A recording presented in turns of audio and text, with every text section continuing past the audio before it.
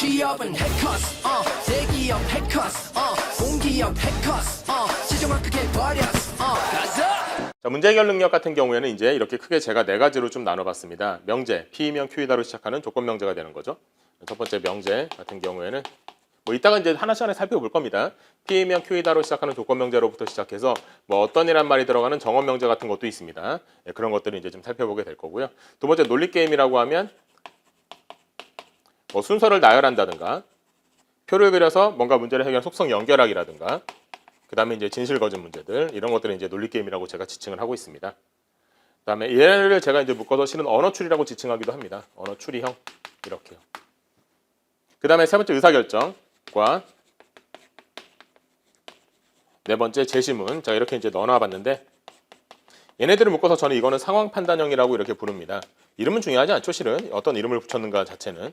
근데 이 언어 추리형 같은 경우에는 뭔가 논리적인 사고.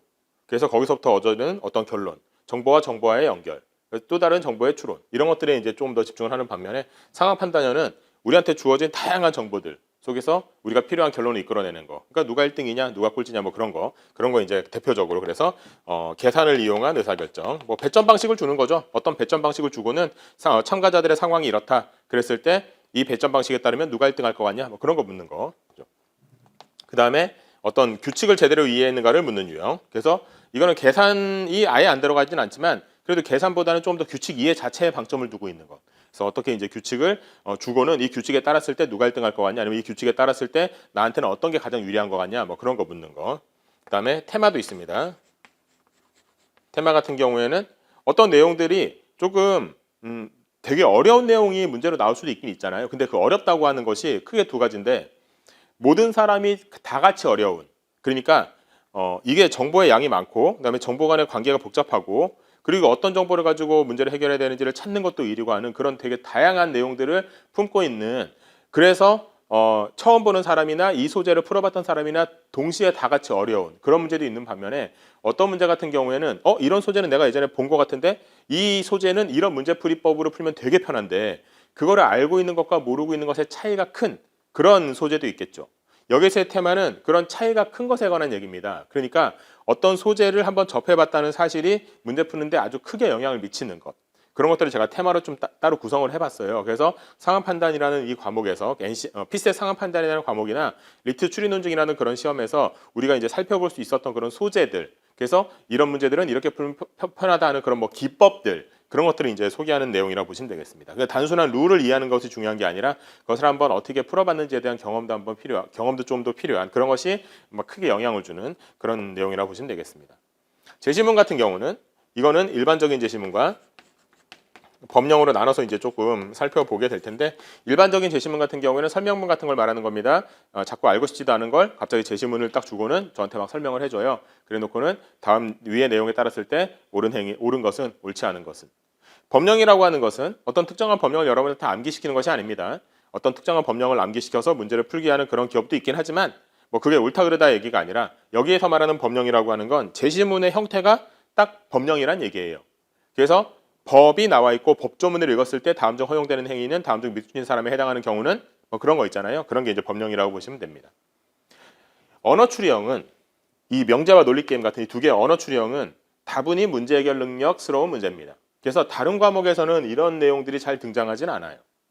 그러니까 문제 해결 능력에서만 등장하는 그런 유형이라고 보시면 되겠는데 상황 판단형 같은 경우에는 이거는 다른 과목과의 뭐 접점이 꽤 많은 그런 문제 유형입니다. 예를 들면 이 계산형 같은 경우는 수리 능력과 상당히 유사한 부분도 많겠죠. 어차피 계산을 하고 등수를 뽑고 해야 되니까. 규칙을 이해하거나 테마 이런 거 같은 경우에는 자원관리와의 접점도 꽤 있을 겁니다. 그래서 이제 뒤에 보시면은 자원관리 문제와 아니면 제가 푸는 문제가 약간 비슷한 문제들도 존재할 수도 있는데요. 이거는 자원관리 선생님과 제가 서로 얘기가 안 돼서 서로 간에 그냥 막 마음대로 막 이렇게 그렇게 진행하는 것이 아니라 서로 간에 상당한 대화를 나누고 많은 대화를 나누면서 이 문제는 공통적으로 들어가는 경우도 있을 수 있는데 또 이런 테마는 공통적으로 다루기도 할 텐데 이게 자원관리라는 과목에서도 등장하기도 하고 문제 해결 능력이라는 과목에서도 등장하기도 하니 그러니까 서로 둘 다 그것에 관한 언급을 하면서 그것에 관한 문제풀이의 방법들, 그런 소재들에 대한 뭐 그런 시각들을 좀 다각화시키는 그런 기회로 삼는 게 좋겠다라고 이제 말씀을 나눴거든요. 그래서 저 같은 경우는 이 테마, 특히 룰 같은 경우는 그렇게 겹치는 부분도 있을 수 있다는 거, 그걸 미리 좀 말씀을 드리고자 합니다. 제시문 같은 경우도 마찬가지입니다. 제시문 같은 경우는 거의 의사소통 능력과 상당히 유사한 부분이 많죠. 의사소통 능력 같은 경우에도 제시문을 딱 주고는 그 제시문에 따랐을 때 다음 중 옳은 것은, 다음 중 옳지 않은 것은 식의 일치, 불일치 그런 문제들도 분명히 존재하거든요. 그것도 마찬가지로 역시 의사소통이라는 과목에서도 그런 내용들이 있고 이 문제 해결 능력에서도 그런 내용들이 있는데 실제로 여러분 시험장에 들어갔을 때 어떤 한 딱 문제를 보고 이것이 의사소통 능력 문제인지 아니면 문제 해결 능력 문제인지를 구분해서 문제를 푸는 방법을 따로 생각하시는 게 아니잖아요. 그리고 실제 시험에서도 그게 뭐 의사소통 시간이니까 이제는 의사소통 시간까지만 풀고 이제는 덮으시고 앞에는 보지 마시고 문제 해결 능력 푸세요. 뭐 이런 식으로 과목마다 시간이 나눠져 있지 않은 경우도 많습니다. 거의 대부분 그렇거든요. 그러니까 이 문제가 어떤 과목인지를 중요하게 생각하시기보다 이런 문제들을 어떻게 바라보는지에 대한 다양한 시각들 이런 걸 이제 연습한다고 보시는 게 좋겠습니다. 법령도 마찬가지 그렇게 생각하시면 좋겠고요. 됐죠? 그래서 이제 상황 판단형 같은 경우는 다른 과목과의 접점이 좀 있을 수 있다. 근데 이것은 유독 NCS만의 특징은 아닙니다. 뭐 피색도 마찬가지거든요. PSAT도 언어 논리 자료에서 상황 판단 세 과목이 있다고 했는데 상황 판단 과목, 특히 상황 판단 과목 같은 경우에는 제가 이제 보면 상황 판단 과목이라고 말을 해야 상황 판단이라고 느껴지는 거지. 이게 문제만 딱 놓고 보면 이거는 언어 논리 문제로 봐도 무방한데, 이거는 자료 해석 문제로 봐도 무방한데 하는 문제들도 분명히 존재하거든요. 마찬가지입니다. 물론 그 피셋 시험 같은 경우에는 이게 과목마다 시간이 딱 정해져 있고 그 과목 시간은 그것만 풀어야 되는 뭐 그런 식으로 구성되긴 하지만 마찬가지로 어떤 문제가 자료 해석 문제이건 상황 판단 문제에 나왔건 어떤 비슷한 소재가 여기 나왔건 저기 나왔건 간에 어쨌든 우리한테 중요한 거는 자료 해석 문제인지 상황 판단 문제인지를 나누는 게 중요한 게 아니라 어떻게 풀어낼 수 있는가, 어떻게 풀어낼 수 있는가, 어떻게 이것을 바라봐야 되는가에 대한 그런 연습의 차원이 더 크기 때문에 다시 한번 말씀드리지만 그런 식으로 어떤 과목이다를 나누기보단 어떻게 풀어낼 수 있는가에 대한 그런 기법들, 그런 이제 연습들 그런 데 좀 더 중점을 두시면 좋겠습니다. 그렇죠? 그래서 이런 식으로 이제 좀 나눠보기로 하고요. 자, 그래서 이제 문제 내용들은 이렇게 제가 좀 나눠봤습니다. 아까 말씀드린 내용들이 여기 다시 나온다고 보시면 되겠고요. 출제 경향으로는 이제 명제 같은 경우는 조금 비중이 낮아지고 있는 측면이 있긴 합니다만 명제 같은 경우는 근데 문제를 푸는 방법이 정해져 있거든요. 그 정해져 있는 방법을 충분히 연습하시면 그 명제 문제는 딱 그 정해진 시간 안에 정해진 방법대로 풀어지고 그걸 이제 우리가 이제 표준화된다고 표현하는데 딱 표준화되기 때문에 시험장에서 저희한테 변수로 작용하지 않아요. 그냥 명제를 보는 순간 이 문제는 몇 분 걸려서 풀면 되는 문제 끝 이런 식으로 이제 되는 경우가 많거든요. 비중은 작지만 그래도 우리가 연습을 해놔야 되는 그런 내용이고요. 논리게임, 퀴즈 같은 경우는 아무래도 좀 까다롭죠. 그러니까 뭐 거짓말하는 사람이 섞여 있다거나 아니면은 정보들이 막 있는데 정보들을 어떻게 연결해야 되는지 표를 그려야 된다거나 시간이 좀 걸리는 경우가 많습니다.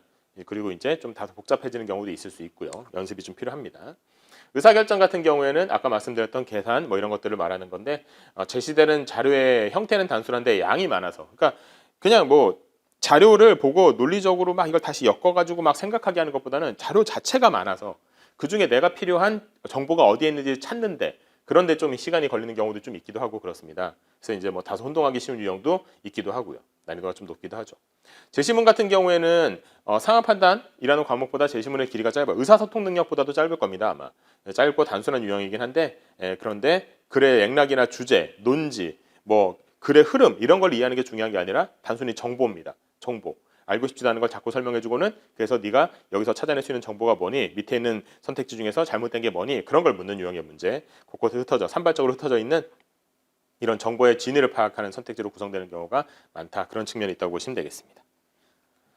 학습 전략 좀 읽어보시면 되겠습니다. 많이 문제 풀어보고요. 그 다음에 의사결정하는 문제의 비중이 높으니까 피세 문제 많이 풀어보시는 게 좋겠고 그 다음에 일반적인 설명을 읽는 방법, 법조문을 읽는 방법 이런 것도 같이 생각해 보시면 좋겠고 그 다음에 이제 제가 여러 가지 팁들을 이제 좀 공유할 테니까 이런 내용들을 좀 연습하시면 좋겠다. 그렇게 이제 말씀을 드리도록 하겠습니다.